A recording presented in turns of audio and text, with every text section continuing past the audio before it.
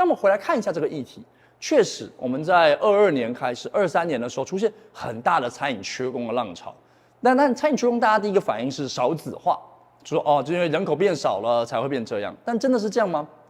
如果我们稍微整理一下数字，你就会看到说，餐饮业假设我们先去捕捉青年人口，就是20岁到30岁的这个区段，作为就是餐饮业的一个劳动力的基础。那每一年，我们从16年就到25年来看的话，你会发现它的人口数确实是逐步的在往下走的。那我们从最早的16年的时候326万，到后面可能已经到低于就是265万左右的水准。那餐厅的加速则是略略的在成长，那所以就会得到 OK 潜在的餐厅人数跟每个餐厅能够分配到年轻人的数字也是逐渐的在降低。那我们这是确实感受到的招工的困难。那但是如果你去比较我们感受最强烈的点，也就是疫情前比疫情后，2020年比2023年，20岁的人口其实是从300多万降到288万。那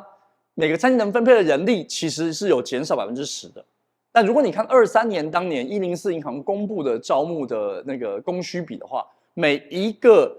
求职人员会有8个餐厅的工作机会让他可以做选择。所以任何一个招募的餐厅都要面对另外7个竞争者，人口至少的1成，难度我们去成长到地狱的等级，到了8倍这件事情，为什么？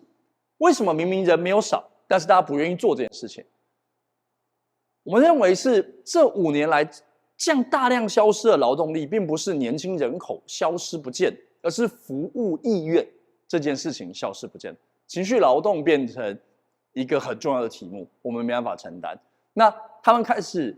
这些年轻的朋友们，大家意识到说，如果工作只剩下劳累，那我感觉不到尊严跟意义的时候，大家就不愿意做投入了。那所以看到的事情是情绪劳动的崩溃。疫情跟社群媒体让我们可以不用跟别人互动，很长一段时间，让我们思考了很多关于自己的事情。我需要什么样的人生？我想要做什么样的事？那第二个事情是底薪其实有成长的，所以我们在23年的时候就看到了，其实餐饮业的薪水都在节节的往上升。但是其实换不回来，它好像没有用。传统上以前的药方增加薪水就能够让大家更愿意做是没有的，因为后面还有第3个因素叫做零工，还有网红经济。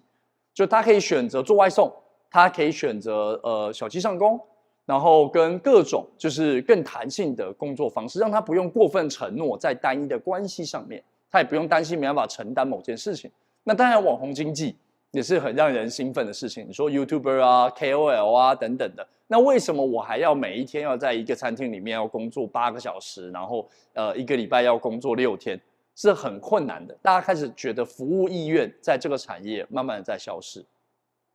那所以就碰到了关键的命题。所以我们真正在面对如何发挥餐厅的潜力的时候，其实题目是我要如何让服务人员重新充满热忱。那在现有的商业模式还有成本架构里面做到这件事，不能够再只是发钱，因为我们的净利率也没有办法再上升。但是我们怎么样在现有的商业模式、现在的成本结构能做到这件事情？因为到最后，我们是最大的机会，在这个时代里面，一定是用感动，提供更多的感动来创造好生意。因为其他人开始越来越难提供了，不是你招不到人不是你难管服务是到处都找不到。所以如果有人还能够提供，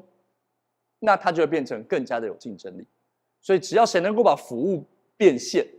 就是服务的体验能够变成是好的服务能带来更多生意的时候，它变成一个正向的循环，不让好的服务只是额外的成本，而是好的服务能带来更多报酬的时候，它就握有了决胜的关键。这是我们看的基础。